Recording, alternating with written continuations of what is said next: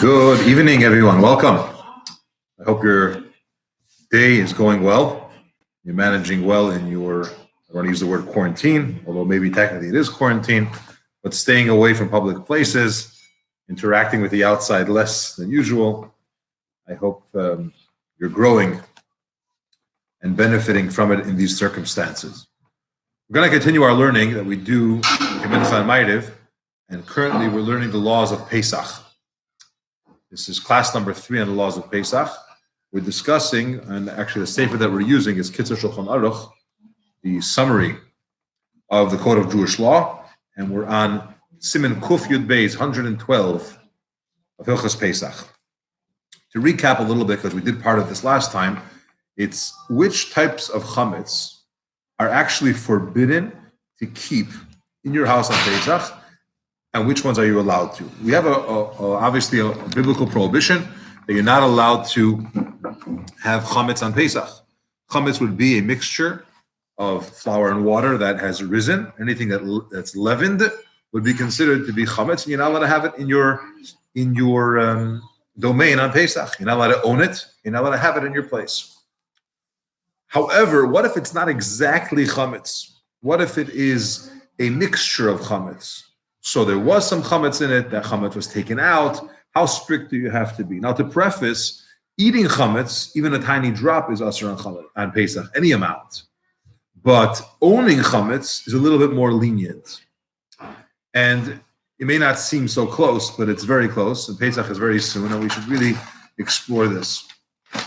There's a story about a fellow who owned a shop, a very successful store that he had, and he was making a nice living. And as he got older, he brought his children into the business, and soon after he retired and passed away. His children completely took over the business and were having a difficult time keeping it afloat. They notice sales are down, things aren't going so well, they're missing this marketing expert and that professional and this analyst and so on and so forth. And they implemented all different types of changes to keep their business afloat and to increase the sales. But unfortunately, all of their efforts went for naught. Nothing was working. Everything that they tried really didn't work out. So having no choice, they went to the Rav, they went to the rabbi, and they said, tell us, our father, when he ran the business, was doing great. We are involved. We're much more advanced. We're using modern techniques. We are implementing all different types of professional advice.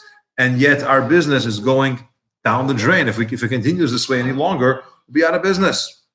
What should we do? Do you have any sage advice for us? The rabbi says, well, tell me a little bit about your business. What do you do? Well, I sell this and I sell that.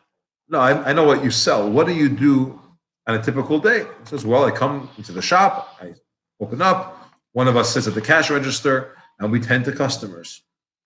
And when there are customers, we help them, we're very friendly, we always smile, everything is great. What do you do when there's no customers? So they said, when there's no customers, we have to kind of get updated with the latest situations in our field. We read the paper, we read the Financial Times, we find out what else is going on in our industry, we read some other parts of the paper just to be up to date with current events, and so on and so forth. Interesting, says the rabbi. What did your father do between customers? He also stood at the register and also tended to them with a smile and happily. What did he do when there were no customers? And they said, oh, our father, when there were no customers, he sat with a Gemara, with a Sefer. I don't know if it was this Masechta or that Masechta, but he sat with a Sefer and he studied Torah, he learned. And customers would come in all the time, and when he had business, he would close the Sefer and get involved in helping the people out. So the Rav says, I understand the problem and why your business is going down. Because every time your father opened up a sefer, he opened up a Torah book to study and to learn. So the Satan, the evil angel we'll call him, came and said, how can we stop that person from learning Torah? He's doing such a good thing, let's stop him. And he would send the customer to disturb, to disrupt, to stop him from learning. And he would have to close his sefer, help the customer out, do the transaction, and then open the book again. And when he opened it again, someone else would come into the door and say, do you have this item or that item? And again, he would be interrupted. He would stop his learning and go help them. You, on the other hand, you're spending your time reading the various different newspapers, doing things which are not productive and they don't advance your purpose in life and so on and so forth. So not that there's something wrong with the paper, but you're using every free minute to read that. He's not sending you customers because the Satan, the evil inclination, sees that and says, great, let's keep him there. Let's keep him reading these papers and not studying. And they don't send you customers to interrupt that time wasting that you're doing. And needless to say, this family changed their behaviors in the store and they started to study more Torah. I say this story because we're sitting here. Obviously, I'm in my house and the shoals are temporarily suspended and we're learning. And I think that the more we increase in our learning and in our davening in this time, the more the heavenly angels will say, this can't continue because it's not stopping any spiritual increase. It's not stopping any positivity. On the contrary, there's more positivity. And in their perspective, when they try to create balance and if you will, some level of challenge, won't be worth it for them, and they'll stop this whole coronavirus, and things will only be good. But back to our discussion about what type of chametz is prohibited on Pesach. So the Shulchan Aruch tells us anything that has a mixture of chametz in it, even if you can't see that chametz, it's an ingredient that's part of your dish, and it's blended in with it. It has a taste of chametz, but you can't actually see the chametz, then it would be prohibited. And an example of this is if you had some type of food which you removed the chametz from it, you cannot own that on Pesach. But something, a dish, which has no chametz in it, you just used a chametz pot to cook regular food in it, not chametz food in it, not be prohibited to own that on Pesach. You don't have to get rid of it. You can't eat it. It's not recommended to eat it, but owning it is not an issue. The dafkesh is basho, Pesach. And this whole thing that we say you're allowed to keep chametz which was cooked in a non-Pesach pot. Not chametz, non-chametz which was cooked in a non-Pesach pot. You're allowed to have it on Pesach. You're allowed to own it on Pesach as if you did not do it on Pesach. You cooked the food before, but there's no chametz in it now. But, however, if you have the chametz if you cooked it in a chametz pot on Pesach, then you can't eat it. You can't own it even on Pesach. Why? Because there's some tiny drop of chametz which existed on Pesach, came out of that pot, and is now in your food. So the principle is as follows.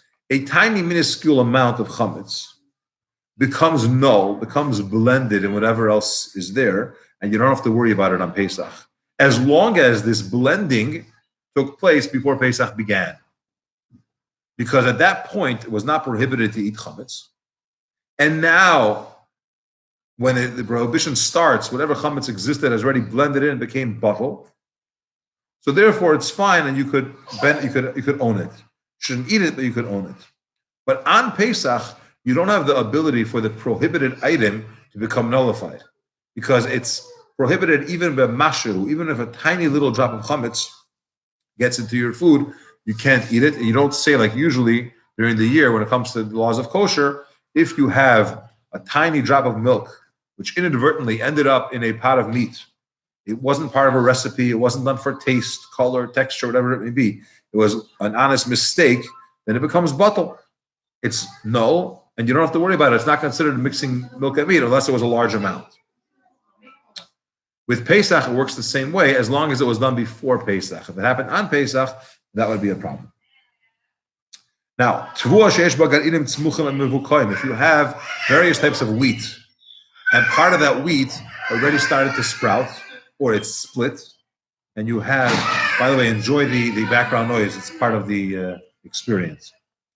Some of the wheat got wet or split or sprouted, and now it could become chametz, because if you have liquid, you have water and chametz together, now you have an issue that it's water and wheat together, and I have an issue that it sprouts and you have chametz. So in such cases, you're not allowed to have it. So if you had a storehouse of wheat and it rained and there was a leak and it got wet or whatever, you have to either sell that to the non-Jew or you need to get rid of it before Pesach. And the same thing is anything which was made out of this tevua, out of this wheat, would be considered like chametz. Now, if you sell wheat to your friend and you say, by the way, you know for yourself that wheat got wet before Pesach, and therefore technically some of that wheat is chametz because it's wet wheat, which creates chametz. You have an obligation, says the Shulchan Aruch, to let him know that either he should get rid of it before Pesach or he should sell it, whatever the manner is, but he must know about it. Not only that, but you can't even sell it to a non-Jew because we're concerned that although the non-Jew is not required to keep Pesach and he can eat whatever he wants on Pesach, he may be a reseller to a Jewish family, and then they would be violating the law of Pesach by owning chametz on Pesach. They have no idea that their storehouse, a shipment of wheat they just got, turned wet, and therefore Shulchan Aruch says you're obligated to tell them that this became wet, and it should be you should get rid of it before Pesach. What about clothes? We're talking about minuscule amounts of chametz. What if you have a shirt that is ironed with starch? That's chametz, real chametz. I don't mean kitnius, which hopefully we'll get to that, other forms of chametz, which is not really chametz. We just don't use it on Pesach. It's a wheat type of starch, or you have a tablecloth that is starched, and the tablecloth's on your table. So the reality is, the Shulchan Aruch tells us, mutar lelavshan b'Pesach. If you have shirts, for example, that were starched with chametz, you're allowed to wear it on Pesach. However, for tablecloths, you should not use a starch which is chametz, because if there's any type of chametz visible or real chametz on it, I don't mean you use the chametz soap or something. It's actually a starch. Then somehow it could start to crumb, and then it's on the table and you're eating from it, and we're concerned about that. You definitely cannot put in any type of Pesach flour in it and so on, because we have those issues as well. So again, the idea is like this: the real chametz is a problem to have on Pesach, of course. A mixture of chametz is also a problem. There are cases when if you got rid of it fully, it's not seen, it's not tasteable, it's not, to own that wouldn't be an issue. What about, back in the day before they had regular glue, they would make homemade glue. And they would take, instead of window shades, very often they would take paper. You want to close up a window, and they would make a glue out of like flour and other types of ingredients, which is chametz, and they would stick it onto the window. Something like that, which is made with chametz, you're allowed to put onto your window, even within 30 days before Pesach, as long as you can't see the chametz. Because since it's glue, it's not considered to be real chametz. It's also covered. We're not particular about owning that type of glue, that type of chametz. But if you could see it from the outside and you see that it's a doughy type of glue, which is chametz, then it's considered chametz be'en, which means visible chametz, and it's prohibited. That is all within 30 days before Pesach. But if it's longer than a month before Pesach and you're doing some kind of glue or some kind of construction, you don't have to worry what you're putting into there. Is it made out of the chametz or not? Because A, you're not eating it, and B, there's a principle that anything which is something which is not permissible it's not usable for a dog to eat, meaning it's not edible on any level. We're not concerned about chametz. You can't consume it, but it's not a problem to own it. If you have some types of glue, as the example that we're using, or other types of solutions, that wouldn't be an issue. What about ink? Again, back in the day, they're making their own ink. There's various different ingredients in it, and you're making a batch of ink before Pesach. And you use different ingredients, which may not be exactly kosher for Passover. You're allowed to use that ink on Chol Hamoed, the intermediate days of Pesach, because you can't write on Pesach itself, to write things. Because it's not roi, it's not fit for consumption by a dog, which is a benchmark for being edible. Therefore, on Chol Hamoed, you're allowed to write in a manner that would be allowed. Very good. Only if you're allowed to. And the same applies to anything else which you're not allowed to eat it on Pesach, but if it was made before Pesach and it's not edible, then to own it or even to use it, starch in your shirt, ink, or glue would be okay, as long as there's no visible chametz there. Now, today we're very careful, because we're selling our chametz anyways, that we include in that any chametz that exists, period. But here he discusses in the final sif of this siman, what do you do with dishes that are not chametz, that are not kosher for Passover? So you have a pot that you use for pasta. Now we know, especially in the laws of kosher, that when you cook, the pot absorbs food into the walls of the pot. And the next time that you cook, it's going to release whatever food, some of that food that was absorbed inside. That's why we have separate pots for meat and separate pots for milchik, for dairy, because when you cook chicken soup, the walls have taken in some of that chicken soup. And the next time, if you're going to cook cheese in there, when it gets hot, it releases some of that chicken. Now you have a mixture of cheese with some of that chicken soup in there, which would be a problem. And the same applies for chametz dishes. You now have dishes that have chametz in them, because you cook pasta, as an example, in this pot. You can't use that pot on Pesach. But based on everything we just said, you could own that pot on Pesach, because there's no chametz that's really visible. The amount is minuscule, and it's somewhere in a pot, in the walls of a pot. Can't use it, but you allowed to own it. And therefore the halacha says, wash those pots really well so there's no actual chametz there. And in such a manner, you put it away in a place that is separate. You're not going to get to it on Pesach. You close it up. You should hide it in a very concealed place. He's not used to it. Doesn't usually go there on Pesach. It's best that you should lock it up in a separate place and get rid of the key before Pesach. Hide the key. And this way you're assured that you're not going to take it by mistake.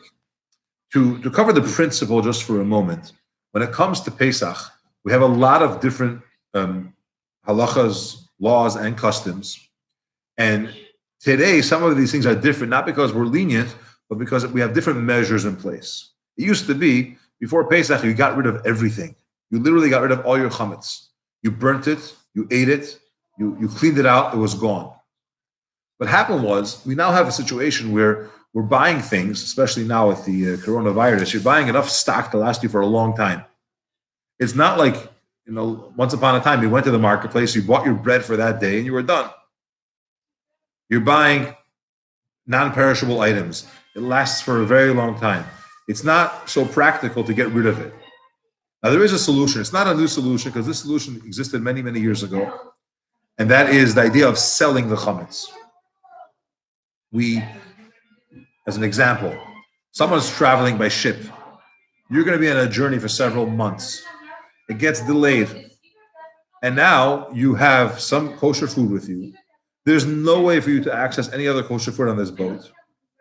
What are you going to do? You have to throw it overboard before Pesach. Your bread is going to be gone. What are you going to eat for the next few weeks? So there's a solution. You could sell it to a non-Jew where he's not required to keep Pesach. And when you give it to him, it's his, it's legally his, fully his. He does not have to give it back to you. Then after Pesach, you could buy it back. So today we do the same thing. And we take all of these chametz, things that we own. You have to put it in a separate place. You can't see it. It's closed off. It's not yours. You have a document that's actually sold to a non-Jew. It's done through a rabbi properly. There's a halachic manner of doing it. And it shouldn't be assumed that it's some kind of trick or joke. It's actually done. And we sell it. And this way, you don't have to actually eat everything or consume everything or get rid of everything because it's not yours. So this halacha is an example of that, where we say dishes that were used for chametz, wash it out well and put it in a safe place and put away the key. Don't use it by mistake. Today, we sell it. So you don't have to worry about that part. You still have to put it away. You still don't want to see it and so on. Friends, have a wonderful evening. Please join us tomorrow for learning. Shachros is at 9:00 in your house. Hopefully before that, Mashiach will be here, and we'll celebrate, learn, daven together in Yerushalayim Erev Kodesh. Please take a moment, share the video, like it, subscribe. It would be greatly appreciated. And comment.